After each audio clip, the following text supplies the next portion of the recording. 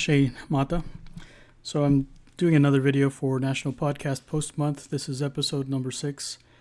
And today I just want to go over some quick things. It's not a lot's happening. It's because it's the weekend and all that sort of thing. So I spent some time today working on my YouTube channel. So I have a bunch of videos that I've had for the past 17 years. So it's 17 years worth of content. It's like 300 videos. And when YouTube started, it wasn't really that big of a deal. There was no telling if it was going to survive. And so I didn't put too much effort into it. I would record something, sometimes little short, 13-second videos, little things here and there, mostly stuff, for the kids. And that's not the sort of content that I guess you would normally put on a YouTube channel these days. It's hard to put into descriptions, like if you do a YouTube description. And then even if you did, like, do you really want a lot of people watching those videos? So there's a bunch of videos that are unlisted, some that are public, but that they don't really have much that I can describe, or there's no point giving them a catchy title or tags or anything like that. And they're mostly just personal stuff. But there are a bunch of videos that I've gone back and found that do have interesting topics that what I'm doing now is using Gemini to review the video, because I don't remember a lot of this stuff anymore. So if I sit there and watch it, it could be hours and hours. So what I'm doing is having Gemini watch the video and create a description for it, and then basically updating the video posts so that they reflect a bit more about what the video is about. A lot of them, when I write the descriptions, I have a clear idea of what I'm talking about, and it's often a very brief 1 or 2 sentence description, but apparently that's not how things work. And so I'm updating a lot of my old videos from over the years. And I'm also going back and I'm using Canva to create thumbnails for the individual videos, or at least I actually did create I did create thumbnails for my playlist. So what I'm going to do is segregate some of the videos and some of my interests into playlists. So if you do subscribe to the channel, I would suggest that you check the playlists, so that way if you're into crypto, there's a crypto playlist that you can watch the latest video. If you're into National Podcast Post Month or just my personal vlog, you can have those videos only, instead of having to do the whole the raw feed, because the raw feed is going to be all over the place. Now this is in preparation for other channels that I'm working on. So I'm kind of working through the process, the workflow of ideation, recording the video, working on the description, doing the thumbnail, all of that. Trying to make it as efficient as possible, because I really don't have a ton of time to be doing this, but I do want to do it.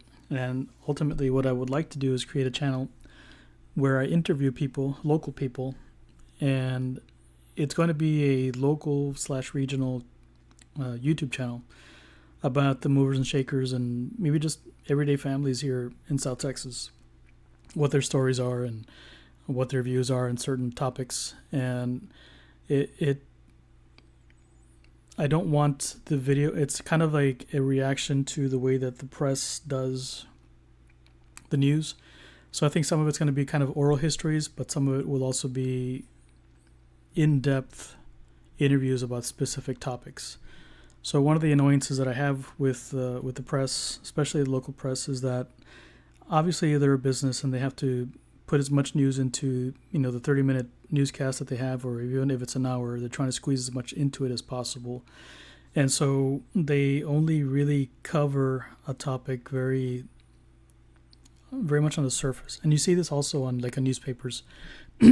So, and you can see why viewership is going down. You can see why newspapers aren't selling as much as they used to, and that sort of thing, is because it's very editorialized. And I can understand, again, they're a business, they have to make money, and they have to squeeze as much in as possible to get the to get their investment back. But a lot of times in that editorial process, they take out a lot of useful information, a lot of that nuance from a story, and you just have the very basic facts, but you don't have the story. And on top of that, I had worked once with a person who had gone to journalism school. He went to the University of London to study journalism, and he told me that basically, when you're a journalist, you're basically just telling a story, and you're finding stuff that fits the story that you want to tell.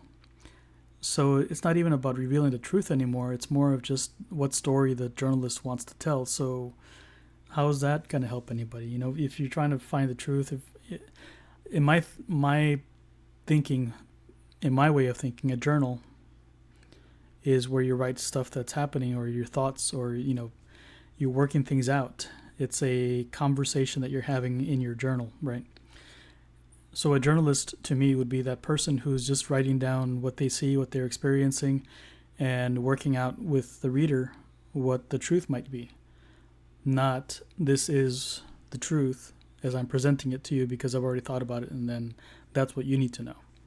And I think we lose a lot of that, and I think we're seeing that that's a lot lost. So that takes me to Twitter, or X.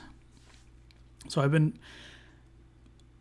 been reliant on X for news because it's raw, it's unfiltered, but it gives you the ability to make up your mind on topics on your own, basically, because you can see both sides of a story. You can see who's doing what, and you can see the debate going back and forth. So because there is a debate, there is discussion, you're able to see both sides of a story without that editorial gateway protecting you from things that you don't need to be protected from. So for me, in this case, X is invaluable for finding that the real news.